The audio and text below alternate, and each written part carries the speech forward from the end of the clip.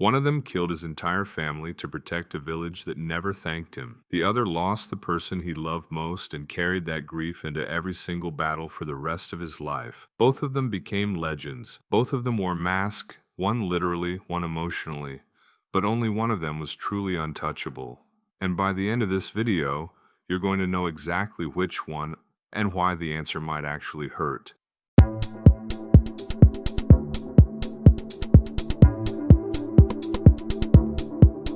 Let's start right here, because this is where the debate usually begins, and where most people get it wrong. Both Itachi and Kakashi have the Sharingan, and the moment people hear that, they think the playing field is even. It is not.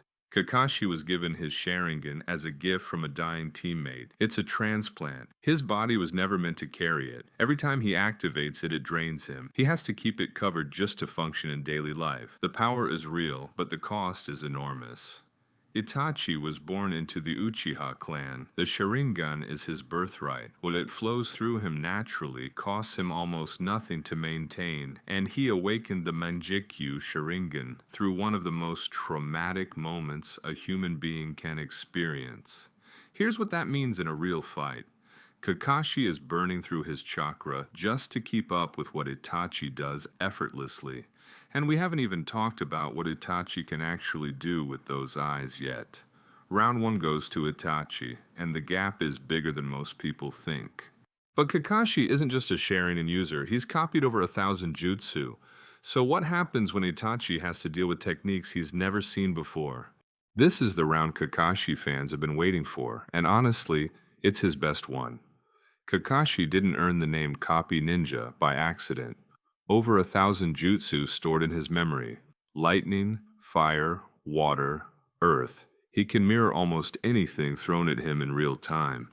His Chidori is one of the most refined lightning techniques in the entire series, and his tactical intelligence in battle is elite. He reads opponents, adapts, and improvises under pressure better than almost anyone. In a fight against most opponents, that makes him almost impossible to prepare for. But here's the problem. Itachi doesn't need to copy anything. He walks into every fight with a complete answer already. Tsukuyomi, a genjutsu so powerful it can break a person's mind in seconds. Amaterasu, black flames that cannot be extinguished and will burn until the target is gone. And Susanoo, a full armored entity that surrounds him entirely. Kakashi's 1,000 jutsu are impressive, but Itachi only needs 3 moves to end a fight. And here's the thing nobody talks about. Itachi was a certified Anbu captain at 13 years old. His tactical intelligence isn't just equal to Kakashi's, it might be higher. He just never needed to show it off. Round 2. Narrow, but Itachi takes it. Stop me if you've heard this argument before. Kakashi could just counter Itachi's Genjutsu with his own Sharingan. I've seen this take 100 times, and every single time it misses the point entirely. Yes, the Sharingan can be used to counter Genjutsu. Kakashi knows this. He's done it. But here's what people forget. To counter Genjutsu with your Sharingan, you have to realize you're already in it. Itachi's Tsukuyomi is the most advanced Genjutsu in the Naruto universe. It operates in a space where Itachi controls time itself. He can make a target experience days of torture in a fraction of a second. The victims of Tsukuyomi don't just get trapped, they don't know they're trapped. Kakashi's transplanted Sharingan gives him some resistance. It does not give him immunity. And the terrifying part, Itachi can initiate Tsukuyomi with eye contact alone. 1 moment of eye contact, that's the entire setup. In a fight between 2 people reading each other's movements, eye contact is unavoidable. Kakashi's own greatest weapon becomes his biggest vulnerability the moment Itachi decides to use it. Round 3 goes to Itachi, and it's not close. Here is the one round where Kakashi fans have a real argument, and I'm going to give it to them fully, because it deserves to be said. Kakashi's Sharingan is a foreign object in a non-Uchiha body. Extended use doesn't just tire him, it can put him in hospital. We've seen it happen multiple times throughout the series.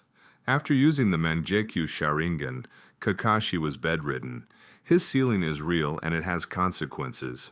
So if this fight somehow goes long, if Kakashi survives the early rounds, avoids Genjutsu, keeps his distance and drains the clock, there is a version of this fight where Itachi's own illness becomes a factor too. Because here's the other side of this. Itachi was dying, chronically ill, deteriorating, using medication just to keep functioning. The Itachi who fought Sasuke at the end wasn't operating at full power. He was running on will and what was left of his body. But, and this is critical, the Itachi we're debating is peak Itachi. Pre-illness, full power, the man who walked into Konoha with Kisame and made every elite shinobi in the village freeze. That version of Itachi has no stamina problem. Round 4 is the only draw in this fight. Both men have physical ceilings. Only one of them reaches his before the fight is actually over. Every debate eventually gets here, the part that isn't about power levels or jutsu lists. What kind of fighter are they when everything is on the line? Kakashi is one of the most emotionally resilient characters in Naruto. He's lost his father, his best friend, his teammate.